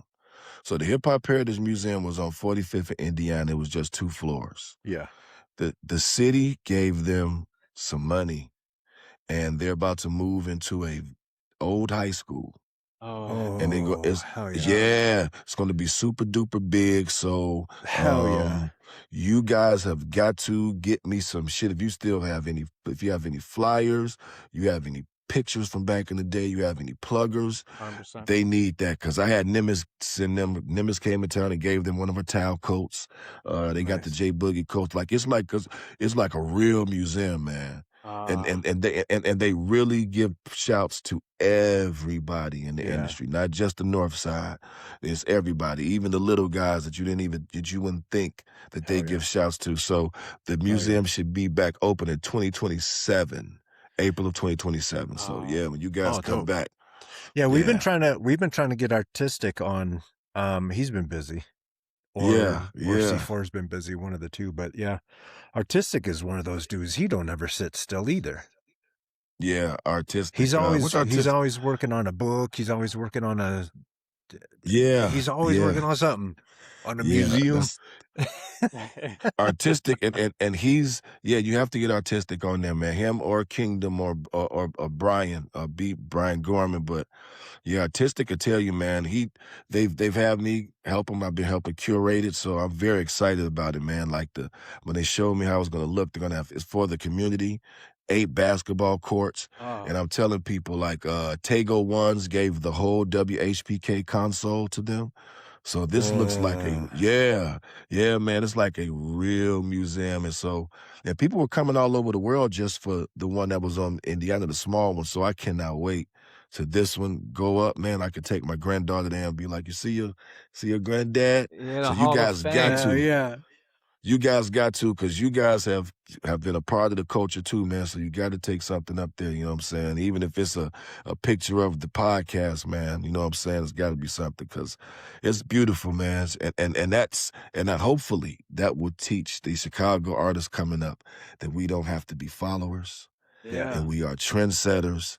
Yeah. Let's do something to make our music be heard, because everybody is actually following us. And we have to, come together so we can be heard, man. So much history. If nothing else, holding up the homies. For the homies, nothing man. else, holding up the homies. Yeah. Because I love talking shit. I love talking shit. And when I go somewhere and people know that I'm into hip hop and people know that I used to work on the dock and all that stuff, blah, blah, blah, blah, blah. And then they start asking me questions and I'm like, oh, you motherfuckers have never heard of Vice. Let me go get my boy Vice. Knowing you guys, it's like giving a shit-talking machine gun unlimited rounds. Right. Hey, that's dope, man. And it's the truth, though, because it's so many unlimited rounds here in Chicago. I say Chicago is one of the most talented places I've been to. Yeah. Jackson, Mississippi had a shitload of MCs too, but Chicago has some talent, man. And a lot of us are still doing it. You know what I'm saying? Seasoned talent, man. I love it. It's like Chicago is a skillet, right? You never watched the skillet. You know what I'm saying? You never watched a skillet. That shit is seasoned to perfection. And that's it. Everything you cook on that bitch is beautiful. It's seasoned, man, and that's exactly what we are here, seasoned, man. Like, we can rock a stage and you know what I'm saying, do this or do that. It's dope. Do you follow Job, the guy that ran every street in the city of Chicago? He just set the record. We had him on the show. No. He's the cat that was running through all the streets with the Chicago flag wrapped over him. Oh, around his neck with like a cape. Yeah. He just finished, right? Yeah, he just finished last month. I just saw. I saw a video. So like the stuff that he did to spotlight Chicago, every corner of the city he found beauty in. You know what I'm saying? And just like the culture, the diversity, the love, the humanity, the empathy, the compassion, like all of it. You know what I'm saying? That's Mm-hmm. that's what Chicago is. That is That's what that it that is is. that is that skillet. You know what I'm saying? Yeah. But if And you get every out of line, you will get smacked in the teeth. and you'll get hit with the skillet too. You will get hit with the You skillet. will get hit with the skillet too, man. But I think everybody needs a dish from the skillet to really Yes. appreciate it. You know what I'm saying? Yeah. Yes. In their lifetime, come through and just have a dish, break bread. You know Break what I'm bread, saying? man. That's it. That's it. That's it. Yeah. That's it, man. Man, I'm so happy that they got that building for the hip hop museum. Yeah, that's love. Man, when they showed me the layout of it, man, I was like, it's a grade school on Shields, 54th and Shields. It's huge. They have the whole block. So Oh, that's man. going to be a real museum for us. Like that's going to be our Obama Center. That's the Mecca right there. That's the Mecca right there. And like I said, they give love to everybody, man. It's just not the North Side hip hoppers. They gave love to soldiers at war and rappers that I didn't even think that they would give love to. And I tell people all the time, whoever you are, if you have Man, something, they give hustle it to so hard. artistic. Give it to artistic because he's going to use it. He said it. Yeah. Whatever you give me is hip hop history. If you It's have going, old and school now that taste we for- have a space, now that we have the more space, Yeah, he's yeah, like, yeah. if you have the old WHPK tapes, bring them. He gonna digitize them. You know what I'm saying? But if you whatever you have, they're gonna put it up. And I'm like, you can always contribute to our own history, man. That shit is so dope to me. It's man. cool that you mentioned Soldiers at War, man. They were everywhere, bro. They were the Everywhere. guerrilla team on I saw them on Madison. I saw them on North Avenue. I Everywhere. see them like everywhere wearing the You saw orange. that orange and black, man. You Man. saw them everywhere. Guerrilla warfare. I was It like, was beautiful. I was like, this is the no limit of Chicago. You know, Of Chicago. man. That was the no limit, and they're in the they give them love in the museum as well. So it's like this is dope, man. It's beautiful. In Chicago, people don't, and I learned I didn't know all the history. Artistic and them taught me a lot of history of Chicago. I didn't know. 'Cause like I said, I wasn't into hip hop like that. I'm listening to Prince and house music and R&B and different things. I wasn't into. I didn't know about all of this. I didn't know about G2 and 10 Trey. You know what I'm saying? I didn't know about those guys. You know what I'm saying? G2, So yeah, yeah, man. I didn't know about those guys. that's love, man. This is a good For real. conversation, Yeah, man. And just how 100%. everyone is connected to each other. And it seems like in the hip hop scene, the Chicago hip hop scene, it seems like, I mean, you might have beef here and there, but for the most part, everyone is like holding each other up. Yeah, most definitely. Everybody's holding each other up. It's a lot. People don't see that. They don't think that we come together, but we actually do. Yeah. You know, even if it is a little cliquish, we still actually come together. You know what I'm saying? Yeah. But yeah, it's a lot of people that there's a lot of hate here though. There's a lot of hate here, a lot of people that you want to bring other people down. But for the most part, Chicago sticks though. together. Yeah, it's everywhere. But Chicago sticks together, man. And that was another reason for my list was to show people like I listen to all of you guys, everybody that's out there, I'm listening. You know what I mean? Yeah. That's love, man. What do you see the future of music? Because like AI is acting a fool. Some folks leveraging AI are acting a fool. Like, where is music going? I hope away from AI. The only thing I like about the AI is cool is the instrumentation of it, but the voices and that I don't really like that. Because drum machines can be a part of a form of AI. Different drum machine, different drum sounds, but I think it's just how they use it. If they use it in a dope way, some of the stuff has been corny. But if they use it in a dope way, I think it'd be dope. I think the way the hip hop is going is, I think that we have to start labeling music for what it is, because a lot of the shit that comes out isn't hip hop, and we have to stop naming everything hip hop because just because they're rapping. Just because it's coming from the inner city, don't mean that it's or because they're rapping. Is this like the steroid era of hip hop right now? Yeah. You know what I'm saying? Kind of. Actually, I saw a Will I Am interview, and they said, "So wait, you're using AI?" He said, "Yeah, but no, I'm I'm saying the words and then I use AI to manipulate it. So it's more of a, instead of AI taking over his voice, it's more like his voice is getting a facelift. Mm-hmm.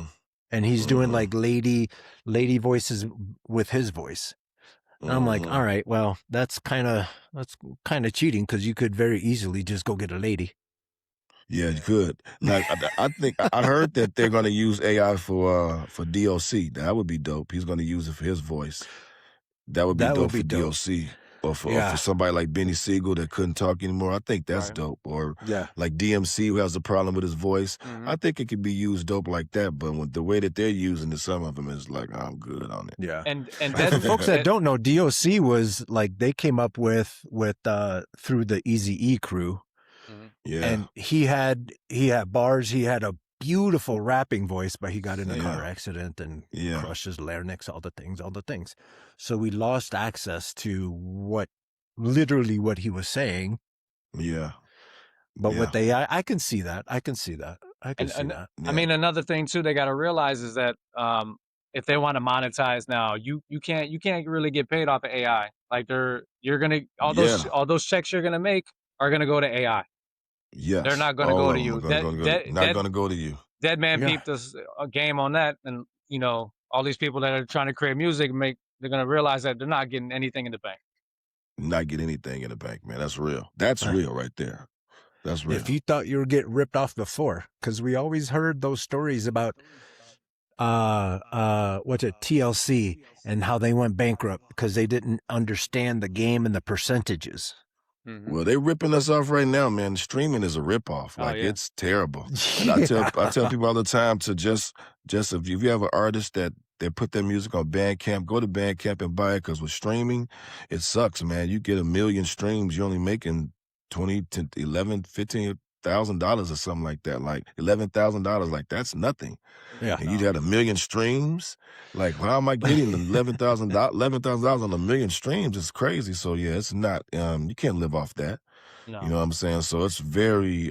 They've really cornered the market. Too Short, Master P, Prince, all these artists that took control over their artistry. They make sure that we're not doing that no more. Oh, so, yeah, they've taken over, man. They've taken over terribly. I hate the streaming. And it's part of the education process, right? Like, we got to let young artists know, and even OGs, because they don't really know. You know, you got to let them know that there is opportunity to make bread, real money. But you got to do it the right way. You got to make sure everything is dotted and crossed. Otherwise, again, somebody's going to eat off. Somebody's going to eat off you, man. That's real. That's real. That's real, man.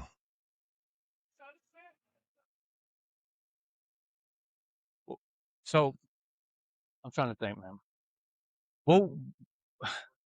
What was your moment? All right, you called yourself the John Jones with a pencil, right? Yeah. Yeah. So when is that, like, when you write a line like that? Yeah. Like, I know when I write a line like that, it's like I ate a lemon and I got this look in my face. Yeah. Right? Yeah. Like, what's that process like after you pen a gem like that? Man, after I penned that, it's like you said, man. I know it's like in my mind, I'm like, oh, this is gonna kill him right here. This line right here, man. And I put it together because I got to take this word and move this and say it right. And I'm like, oh yeah, this is gonna be one. And that is one of them lines. I was like, oh yeah, this is gonna fuck some people up. When they catch on, John, you know what I'm saying? Straight from the mental, simple. John Jones with a pencil, they tapping out. It was like, oh, okay.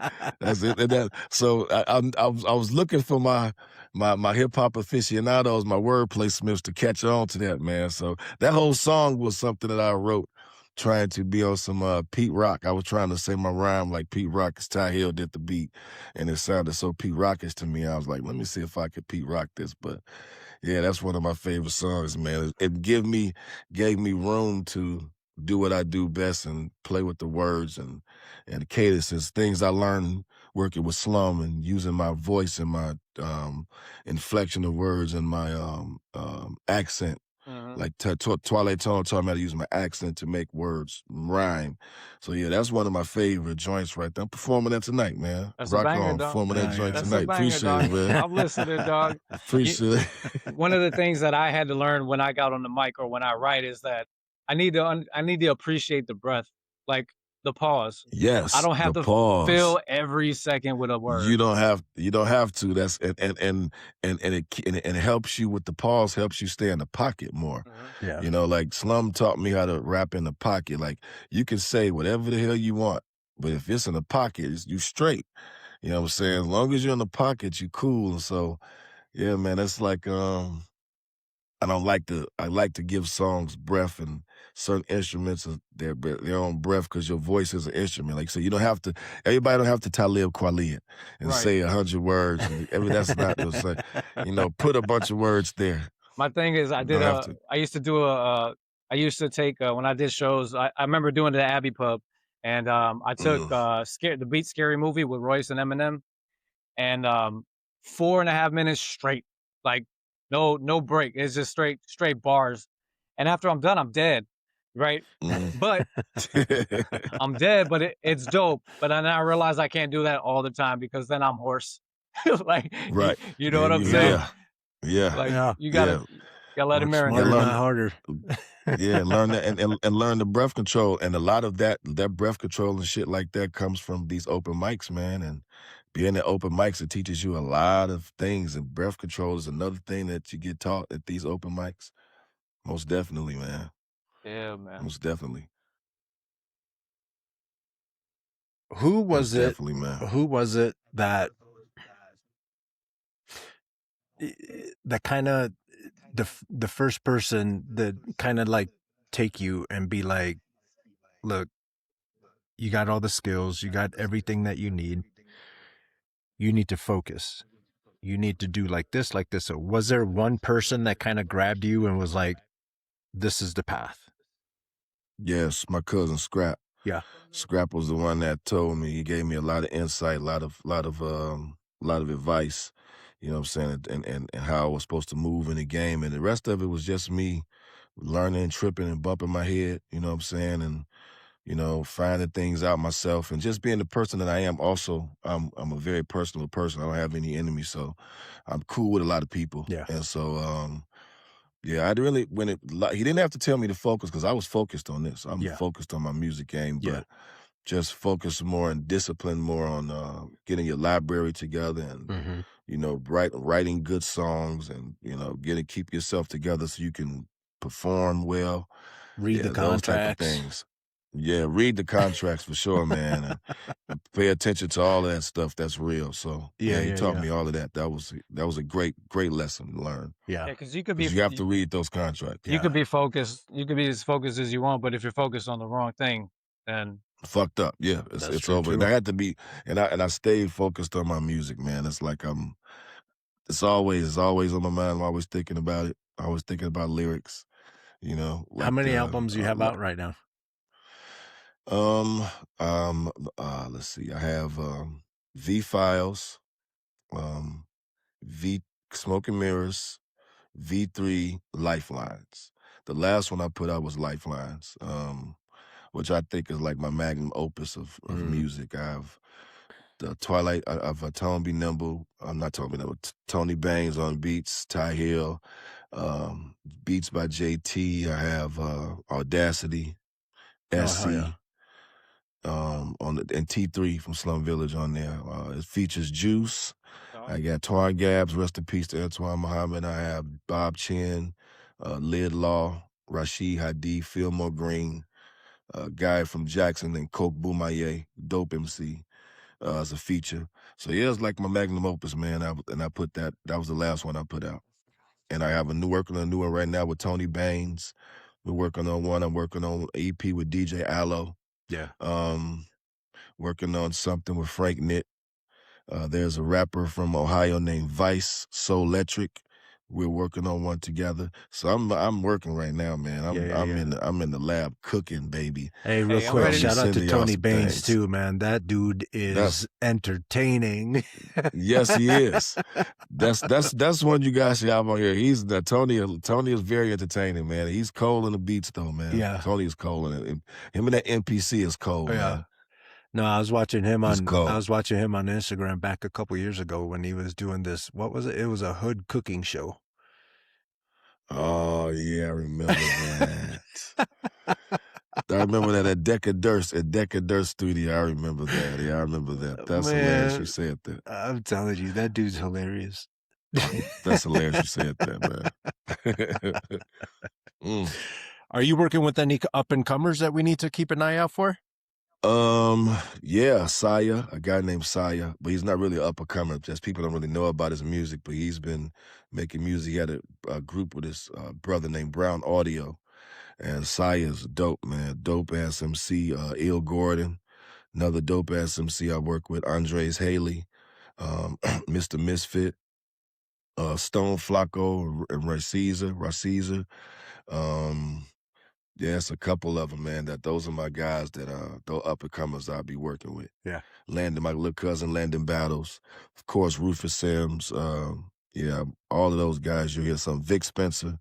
I have something coming out with all of them very, very, very soon, man. Vic I'm is working on another it right one. now. Vic Spencer probably has what 130 albums out. Yeah, man. He constantly is putting out. He constantly putting out joints, man. He constantly putting out joints. That's a hard working MC right Yeah. there, man. He's a hard working MC. He's man. got the perfect voice for shit talking too. The perfect shit talking voice. He has the perfect shit talking voice. Yeah. Yes, he does. Yes, he does, man. You got anything else, C4? Nah, man. You know, everything that's been said ties into staying true to who you are. You know what I'm saying? Yeah. If that, and that's what I tell upcoming artists too. Like if you're doing music and it's not who you are, about who you are, then it's gonna get exposed pretty quick, and then you're not gonna have any fun Yeah. making that music, right? It's not gonna be something where you could one day create your opus, right? Mhm. And you're not traveling a journey that's your own. Right. So if you stay in with who you are, then you could be like Vice and do everything that you love to do on the mic, and help Yeah. people come up and do all the things that the OGs did for him. And Yeah, man. and that's the thread, and that's what Chicago is. That's the skillet. That's everything that embodies what we do. That's So it, man. that's what I gotta say, man. I appreciate being Man. on this one, man. Man, I appreciate it, man. I appreciate you guys, man. I'm looking at I got like my battery started to hit the red on me. I was like, oh shit, okay. But Yeah, that's what man, I was saying. appreciate this, man. That's what I was saying. I appreciate it, I know man. you got a show going on and stuff. But to finish up the thought that C4 was talking about when we were talking to Panic, he said, if I wake up in the morning and all of this is gone, I'm still going to be making beats. Yes, that's same thing with me. I'm still going to be writing songs. Yeah. Have you Still gotten gonna be into recording. writing like films or anything like that? Or you just poems and I've been rap? thinking about it. I've been thinking about writing a book. You know what I'm saying? There's been so much shit that's happened in my life. I've been thinking about writing a book or writing a film. I want my music in films, but I've been thinking about writing a book real seriously. Like first I'll a reach back memoir, out just some because things that happen. here's my subtle flex. I did a little short film. I got Rubber Room on there and Rita J on there. Oh, that's dope. Yeah.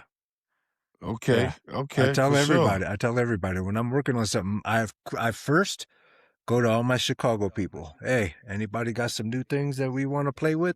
Anybody want to? Rubber Room That's jumped dope. in. Shout out to Sean Doe. He's the one that made it happen. That's the That's brother another right one there. of my families right there. Yeah, Another one of my fans. Peace, Sean Doe. He probably know he gonna watch this too. Sean Doe Peace is to that my dude. I fam. love that kid. Yeah. Yeah. So I did a little filmy film, and then I have them in there. And then when I released that film, Doug said, "Hey," Doug Inf was like, "Hey, You're not Where's gonna the call love me? I was like, all right. Yeah. I got the sequel coming. You'll be in it. Right.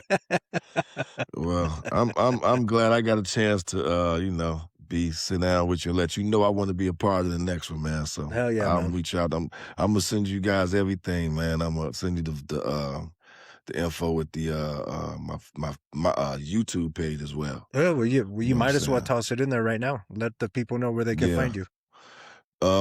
Vice versa, you dig on Instagram. I'm on I'm Vice on Facebook, and Kevin Perkins, my real name. I'm Vice Versa on Twitter, and on YouTube, I believe it's Verse Vice.